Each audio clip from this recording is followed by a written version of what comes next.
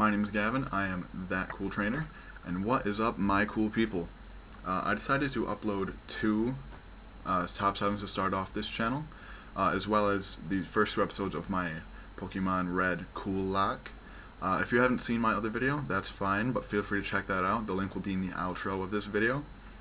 If you missed it, I study geology, and eventually want to be a paleontologist.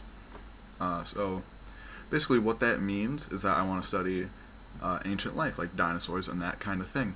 So naturally, all of the fossil Pokemon have always been some of my personal favorites.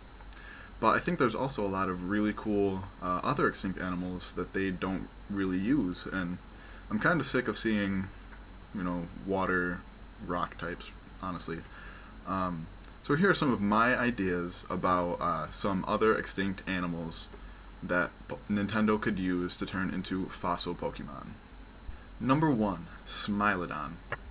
Also known as a saber-toothed tiger, this animal lived in North and South America for quite a while before humans got here from Asia, and for a little bit afterward. But as a Pokemon, I think it would start off as like a cute little saber cub, and then evolve into something like really fast, really powerful, that could be do pretty well competitively. Now, most people think of like the Ice Age when they think of saber-toothed tigers, but I see it more as a rock ground or a rock dark type. I would prefer a rock dark type because as of right now, Tyranitar is the only rock dark type, and I think it's a really good typing, especially offensively. Defensively, it's a little weak, being 4 times weak to fighting. But offensively, it's got really great coverage, really great stab. And as for an ability, I could probably see it with Strong Jaw, with those giant teeth, and get all the fang moves that come with that. Now, my next animal is one that has already had quite a few Pokemon modeled after it, but I think this one would be really unique in its typing, and that is number 2, the Titanoboa. Maxing out at over 40 feet long, this thing was a monster out of so many people's nightmares. Now I know what you're thinking. Onyx exists, we already have a rock snake, but I mean an actual snake, not just a line of boulders with a face on it. And I think its typing would be pretty unique too. At first I was thinking it could be a rock poison type, which we don't have yet, and I think that'd be really cool despite being 4 times weak to ground. But then thinking about it, boas aren't venomous, so I think it'd be best to just get rid of the poison type, maybe add like another dark type like I talked about with Smilodon, or maybe even dragon or water and rock, because there's a lot of evidence that shows that they lived in the water and ate mainly fish. As for an ability, I would say either pressure or intimidate, because a 40-foot long snake, that's basically like a basilisk from Harry Potter, if you watch those. So I think this would be a hugely intimidating animal, and something that was just totally terrifying, and I think it'd be really good competitively if they gave it the right stats, the right moveset, and that kind of thing. Now my next animal is also a giant reptile, and that is number 3, MegaLainnya. Basically a Komodo dragon on steroids, because Komodo dragons aren't awesome enough as they are now.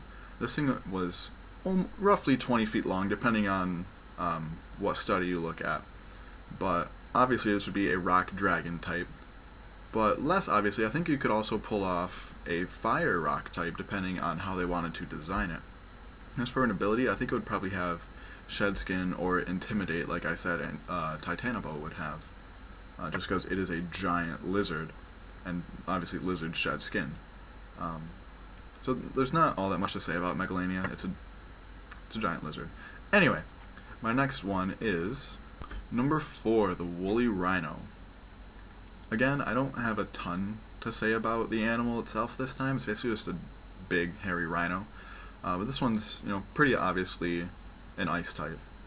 But I also think they could potentially make it a fighting type, which I know you're going to say it's got 4 legs, how is it going to be a fighting type? But they also made the Gen 5 legendaries, Terrakion, Cobalion, Virizion, and Keldeo fighting types, and they all have 4 legs, so there is some precedence for it. Even though rock fighting, as good as it is offensively, it's horrible defensively, which I feel like this would be a lot more of a defensive Pokemon than an offensive Pokemon. And as for an ability, I think that either Fur Coat would be really cool, because the only Pokemon that has it right now is Furfrou, who is pretty garbage.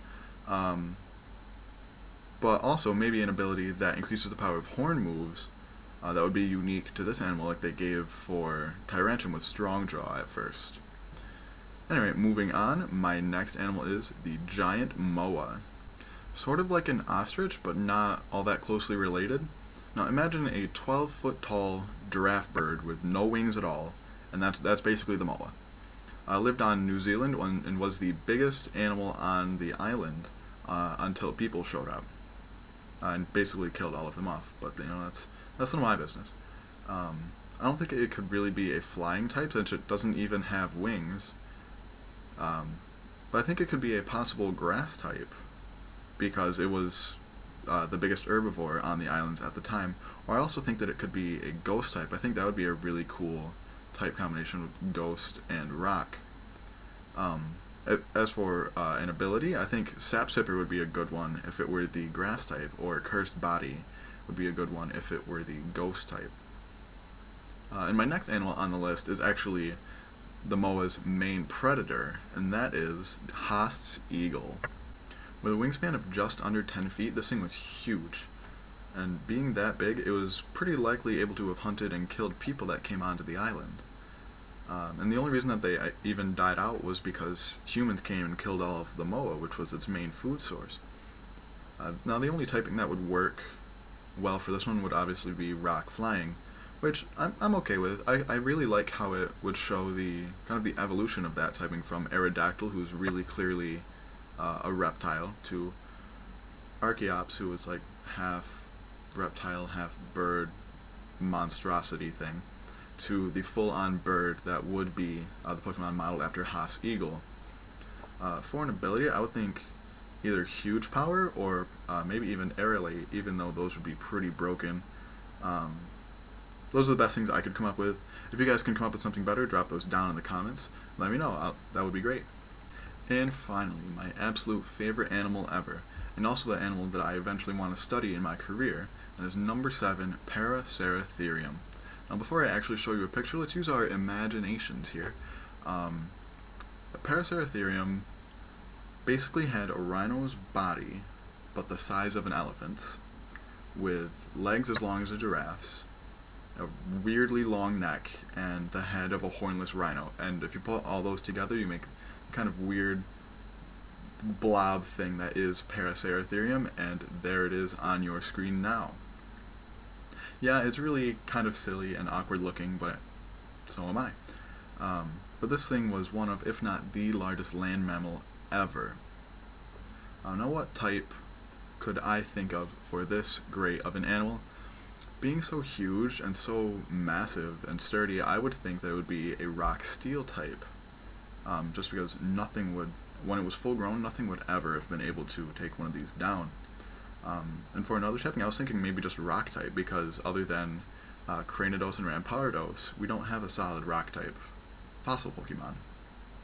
For an ability, just being so huge and massive, I was thinking probably Sturdy would be a good one, or Solid Rock, just to decrease all those super effective hits that come with being a rock or rock steel type. So that is all I have for you today. If you enjoyed this video as much as I did, please give those like and subscribe buttons a big click for me, and keep an eye out for the rest of things on my schedule, which are my Let's Plays on Mondays, Thursdays, and Saturdays, and my opinion videos on Wednesdays, and Poke News whenever it drops. So until then, smell you later.